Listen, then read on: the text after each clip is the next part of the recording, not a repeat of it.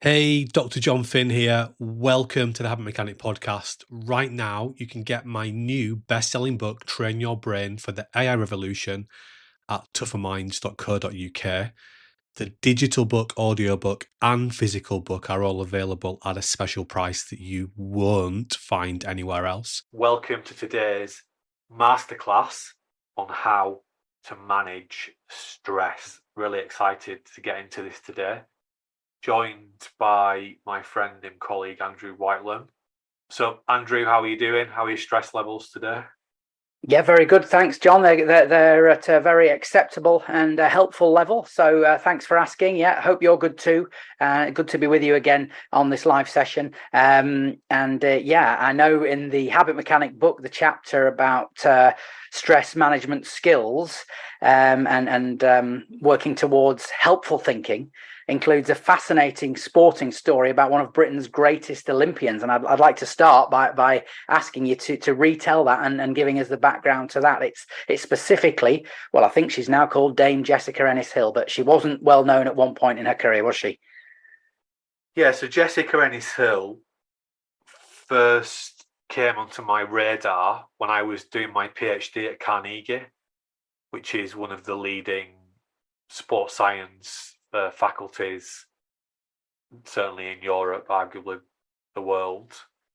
And she actually trained javelin there. So we have lots of high profile athletes at Carnegie because that's the kind of place that it is. But she was training javelin with a guy called Mick Hill, who was a former British Olympian himself. And so I knew she was in my environment. And then I was doing my PhD, which partly, well, I say partly about at the heart of my PhD is stress, and then I suppose the challenges that stress causes us. And I just stumbled across an article one day that she'd written about her current experiences, and she'd was going through this very challenging injury, and I think she'd fractured 3 small bones in her. I've got the note here actually. Do I say left or right? In her right foot, which was a takeoff foot for high jump. So Jessica Ennis-Hill is a heptathlete. We should probably say that, or she was. So javelin is what she was training, where I was teaching and doing my PhD at Carnegie. But high jump is another event in the heptathlete. Yeah, so she got this serious injury, and I just got really interested in. And so it wasn't just a one-off article. She was actually sort of writing a diary series from memory. And I just got really interested in how she was changing, in my language, changing the meaning of what was going on for her. So a core theoretical model I was using in my research was something called meaning-focused coping from a preeminent professor called Susan Folkman, who, along with her I suppose mentor, she'd created the original high profile stress management models, how we understand those. And then she was doing this next piece of work to say, well, actually, there's a different way of looking at this. And even if you're experiencing very stressful situations, you can actually change the meaning of them.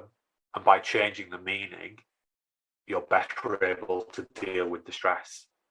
So these theoretical models that I was reading about, and at that point started to create some research projects to go into the field and investigate, I could clearly see that Jessica Ennis-Hill was using quite sophisticated ways of implementing these techniques.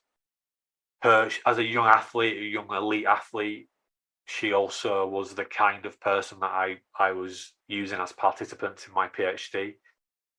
My PhD actually included at that time the Brownlee brothers, who were famous Olympians, but also elite rugby, football, and cricket athletes.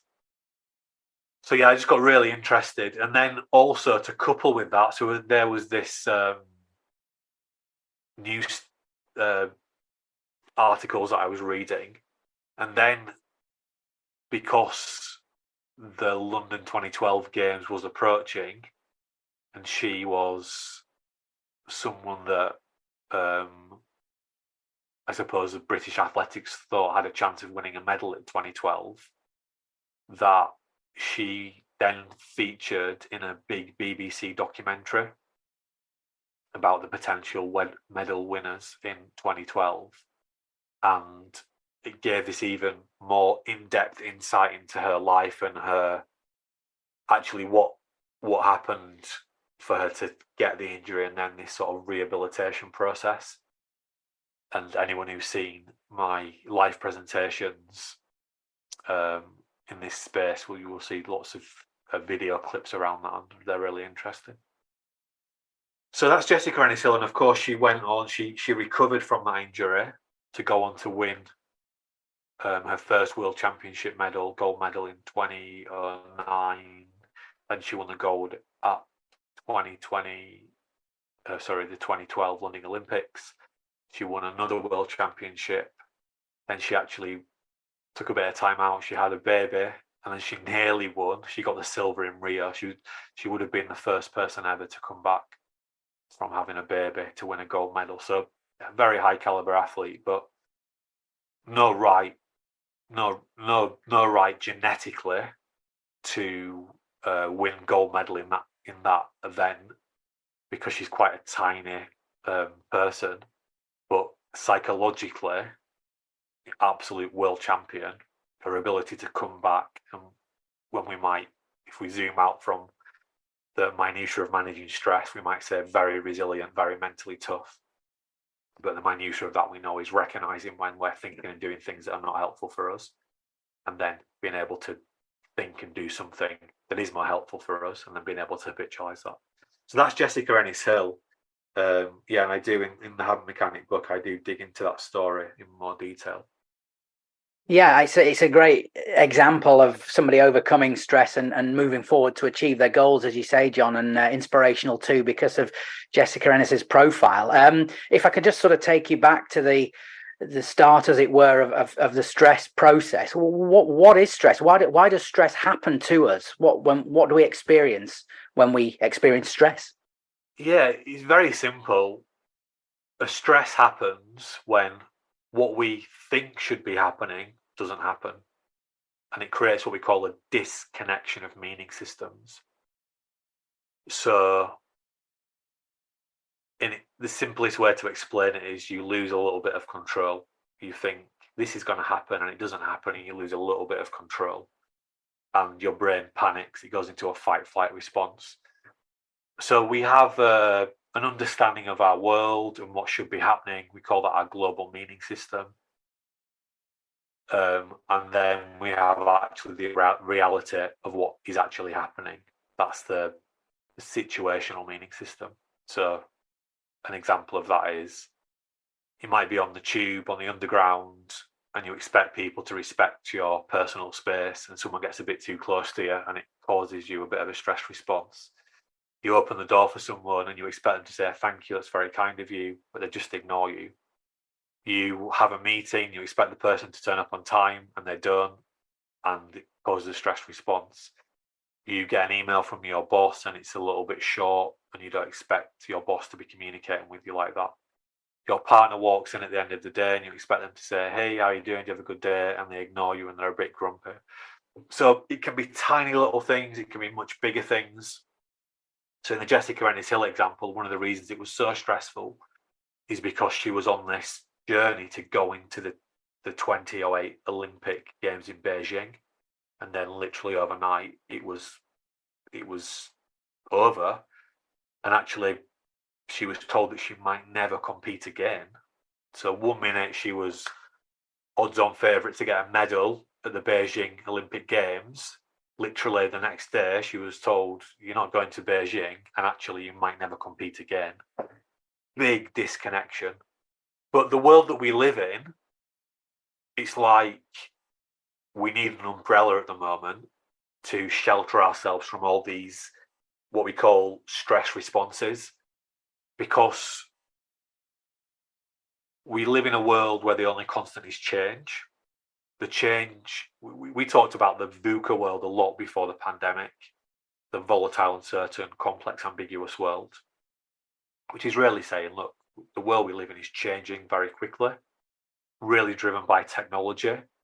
But what's happened post-COVID and during COVID is the way people have had to adopt technology. So like the tech we're using now, we're doing this online. A lot of people that are tuning in are working from home today because they don't have to go to the office anymore every day. We've had this injection of generative AI recently. Just really simple things like banking has changed because everyone had to adopt these digital ways of doing things over the pandemic. People started to order their food, grocery shopping online. They started to buy everything online, not go to the high street anymore. We've even now got these dramatic weather changes. So we've got this climate crisis people are talking about. We've got economic challenges because the economies haven't recovered very well after COVID, and I think the significant majority of countries in the world are basically insolvent. So we are experiencing change at a faster rate than ever before. And every time there is a little disconnection, whether it's a news story about something, an email that comes into your Dropbox, you don't feel how you expect to feel, that's a disconnection of meaning systems. They can be big, they can be small, but they stack up. And I would say the biggest reason why people don't sleep very well at night is because there's an unmanageable or there's an overwhelming amount of stress that we're having to process. And then, of course, what happens when you get a disconnection is your brain gets flooded with chemicals, with neurotransmitters that activate what we call a fight, flight, or freeze response. Most people are familiar with that language of fight, flight response. It's our body getting ready to do something. Now, we typically think of that response as being related to physical violence threats, like a tiger comes into the room. And it's quite interesting that when we get a fight or flight response, one of the physical effects of that is if it's a big one, we start to sweat. We get sweaty palms. And the anthropologists think, and that the evolutionary psychologists think, that the reason for that effect is because early Homo sapiens would have had hairier palms, and when these sort of your dirty hairy palms became wet, they became sticky, so that you could quickly avoid a predator by climbing up something. So there's a real evolutionary driver of everything that happens in our body. But the other reason we get a fight-flight response is not just for physical violence threats, it's also for disconnections in how we think we're being perceived by other people. So if we think that our social status is being reduced, we'll get a stress response as well. So we get this fight-flight response is the first part of the stress piece, which for all intents and purposes, the most important thing we need to be aware of there is we start to breathe faster. So that's why you start to feel tense, for example. And then the second part of the stress response is essentially, if you think of the lighthouse brain model that we use in the habit mechanic approach, that the spotlight from the lighthouse gets magnetized onto the worry, the problem, the threat, the stressor, basically. And it's hard to pay attention to anything else but the threat, because that's what our brain's designed to do. So we get a disconnection. We start to breathe faster because of the fight-flight response. So we start to get tense. Our prefrontal cortex gets wiped out. The limbic regions take over everything. And then our brain goes on threat detection mode, and it just gets magnetized onto the problem and what might be the consequence of the problem. And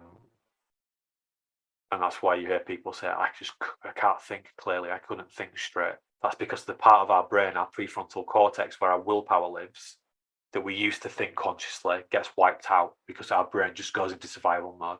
And it happens like that, milliseconds. Thanks for listening to the Habit Mechanic podcast. If you liked it, please subscribe and tell someone else about one of the ideas or insights that you found most interesting.